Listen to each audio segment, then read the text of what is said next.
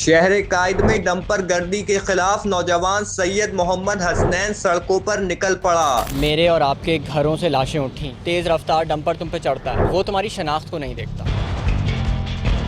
Sir मुझे ये बताएं, आपका ये फ़ैसला क्यों सामने आया? बड़ा मुश्किल फ़ैसला है इस डंपर माफिया के लिए। शहर के बड़े बड़े सियासी पार्टीज़ हैं, वो जो है वो काम नहीं कर पा रही हैं, वो इनको लगाम नहीं डाल पा रही हैं। आप एक अकेले एक शहर कायद के नौजवान, ख़ुद आप सड़क पर निकले, शहरियों को जो है वो इसकी अवेयरनेस दी। क्या मामला है, कैसे सब कुछ हुआ, और डंपर माफिया के ख़िलाफ़ अकेला लड़ना कितना मुश्किल है? देखिए, जब कराची की सड़कों ने नौजवानों के खून को जज्ब किया, जब स्टूडेंट्स के खून यहाँ बहे, जब मेरे और आपके घरों से लाशें उठीं, तो फिर मेरे पास खामोशी एक ऑप्शन नहीं थी। मेरे लिए सड़क पे आना एक लग्जरी नहीं थी, एक बेसिक नेसेसिटी थी कि जिस तरीके से आप रोटी खाते हैं उस तरीके से आपने अपनी ज़िंदगी की नशोनुमा के लिए, बल्कि नशोनुमा छोड़िए, अपनी ज़िंदगी को बचाने के लिए आपने सड़क पे निकलना है। हमारा तो वक्त ये है कि नौजवानों को आज एआई के लिए सड़क पे आना चाहिए, नौजवानों को डेवलपमेंट की बातें करनी चाहिए, लेकिन हम बेयर मिनिमम ये बात करें कम से कम हमें जीने दो। तो this was not an option for me.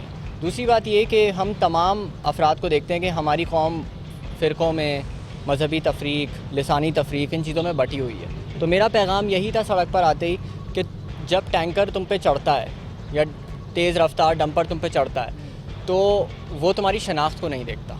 जब सड़क पे पॉट होल होता है तो तुम्हारी बाइक कोई भी तुम चला रहे हो, तुम्हारा किसी भी ज़बान, मज़हब, फ़िरके से ताल्लुक़ हो, किसी भी कौमियत से ताल्लुक़ हो, वो पॉट होल तुम्हें उतनी ही अजियत देगा जितनी किसी को भी देगा। लोग समझते हैं कि शायद हम टैंकर के ड्राइवर को उतार के पीट देंगे, मार देंगे, तो इससे कोई मसला हल होगा, इससे आपका गुस्सा ठंडा होगा, लेकिन मसाइल का देर पा हल इससे मुमकिन नहीं है। मुमकिन इससे है कि आप उस पूरे सिस्टम पे रोक लगाएं कि किस तरीके से नशे की हालत में डंपर और टैंकर ड्राइवर्स भागते हैं और इनको बाकायदा मिनिमम वेज नहीं दी जाती। इनसे कहा जाता है 10-10 चक्कर लगाओ शहर के, अगर 10 चक्कर नहीं लगाए तो रोटी नहीं मिलेगी। तो बहुत सारे मसाइल हैं जो लॉन्ग टर्म है, जिनका सलूशन हमने ही तलाश करना है। कल की बात है, आपको बताऊं, कल रात 4 बजे मैंने देखा कि एक डंपर जिस पे बड़े बड़े पत्थर, नोकीले पत्थर ऊपर तक पाइल अप हुए हुए थे और वो तेज़ रफ्तारी से हॉर्न बजाता हुआ मेरी बाइक, मैं अपनी बाइक लेन में हूँ, पीछे से भागता हुआ आया फुल बीम के साथ हॉर्न बजा। और आपको पता है जब वो हॉर्न बजाते हैं तो एक बाइक वाले का क्या हशर होता है। अब सीसीटीवी होता तो वो कह देता कि यार ये तो बाइक वाला पहले गिरा है। आप उसके अवामिल नहीं देख रहे किस तरीके से वो तेज़ रफ्तारी से भागता हुआ आ रहा है। कितने तरीक़ों से वो कत्ल का बाइस बन सकता है। एक तो तेज़ रफ्तारी, किसी को रौंद के आगे चला जाए, कहीं टक्कर खा जाए, या उस पे जो पत्थर हैं वो गिरें पीछे गाड़ी वालों पर, बाइक वालों पर। मतलब कितने ही मसले हैं। कचरे से लदे डंपर खुले जा रहे हैं, ताफुन फैल रहा है, बदबू फैल रही है, पूरे शहर में कचरा उड़ रहा है। बजरी से भरे डंपर जा रहे हैं तो वो बजरी फैला रहे हैं पूरे कराची में। ये बातें इतनी बेसिक हैं, इतनी बुनियादी हैं कि मुझे ये बातें करते हुए शर्म आ रही है कि आज हमारे जो हुक्मरान हैं, जो दफातर में बैठे हैं, जिनके हर डंपर और हर टैंकर के पीछे कट्स एंड कमीशन जाते हैं, इन लोगों को क्या ये बातें नज़र नहीं आती? इतने मसाइल हैं और मैं अगर दिन रात भी एक कर दूं और मैं लोगों को कन्विंस करने के चक्कर में लग जाऊं कि आ जाओ, नहीं बैठ जाओ, साथ अपने लिए खड़े हो, अपनी जान के लिए खड़े हो, तो ये इतना मुश्किल काम है और इसमें इतनी एनर्जी लगती है। लेकिन मुझे वो शेर याद आ गया कि इरादे जिनके पुख्ता हों, नज़र जिनकी खुदा पर हो, तला तुम खेज़ मौजों से वो घबराया नहीं करते।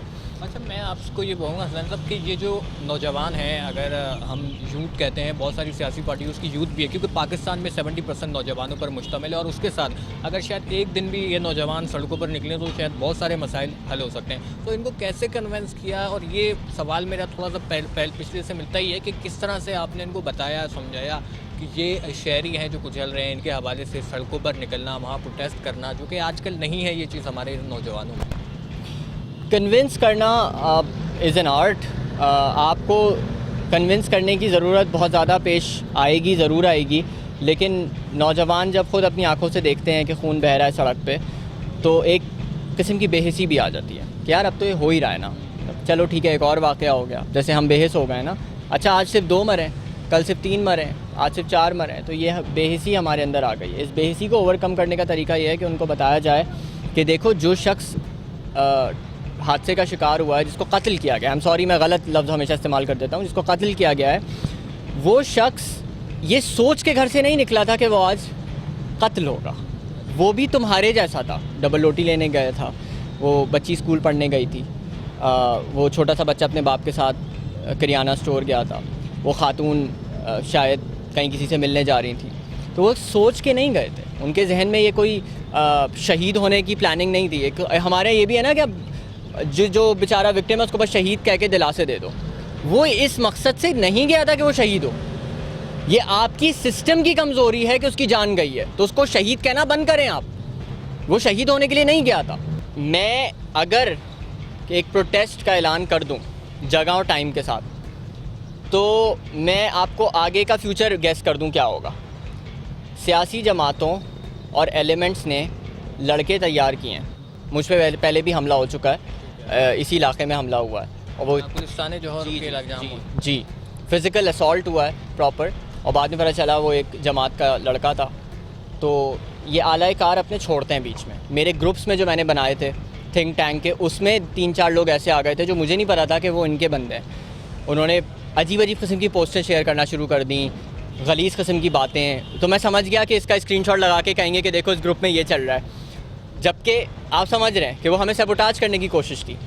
तो इनके सारे हरबे मैं जानता हूँ। अगर मैंने जगह लोकेशन का तयन करके बता दिया इनको, तो ये करना इन्होंने ये है कि अपने एलिमेंट्स छोड़ने हैं, जलाओ घिराव कर देना है, इस किस्म की तोड़ फोड़ करनी है, और फिर पुलिस और क़ानून नाफिज करने वाले इदारों को एक बहाना मिल जाएगा कि देखो हसनैन है, हसनैन लीडर है, हसनैन को ही पकड़ो, इसको जेल में डालो। और मेरी तो देखिए कोई ज़मानत कराने वाला भी नहीं है ना, मेरे पीछे कोई NGO नहीं है, कोई सियासी जमात नहीं है, कोई फ़ॉरेन फंडिंग नहीं है, कुछ नहीं है। मैं बिल्कुल एक आम शहरी हूँ जिसको कंघी करने का वक्त नहीं है। सही है। तो सीधी सी बात है कि अगर मैं इस किस्म का प्रोटेस्ट अनाउंस करके मजमा इकट्ठे करने की कोशिश करूं, तो मेरा हशर वही होना है जो पाकिस्तान में हर आवाज़ का हुआ है। मेरा ख्याल है विद स्ट्रोक ऑफ पेन जब रातों रात पाकिस्तान में क़वानीन तब्दील हो सकते हैं बहुत सारे लोगों को बचाने के लिए, तो फिर ये वाले भी हो सकते हैं।